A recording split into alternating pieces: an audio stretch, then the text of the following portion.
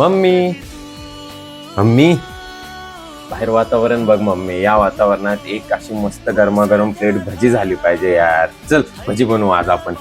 चल आज तुला गरमागरम भजी बनवते. नमस्कार मित्र आणि मैत्रिणींनो, चला आपण आज गरमागरम मस्त भजी बनवूया. उभा चिरलेला कांदा, 1 वाटी बेसन पीठ, मीठ, ओवा, खाण्याचा सोडा, मिरची लसूण पेस्ट आणि बारीक चिरलेली कोथिंबीर. कांदा बेसन पीठ घेतले, मिक्स करून घ्यायचं. त्याच्यात सगळं टाकून चवीनुसार मीठ, मिरची, ओवा, सोडा, चिरलेली कोथिंबीर छान एकत्र करून घ्यायची. आपण भजी तळण्यासाठी तेल घेतलेलं आहे.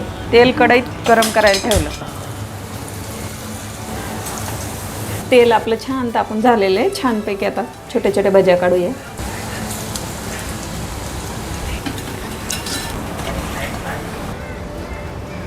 चला अशा प्रकारे आपल्या गरमागरम भज्या तयार झालेल्या आहेत.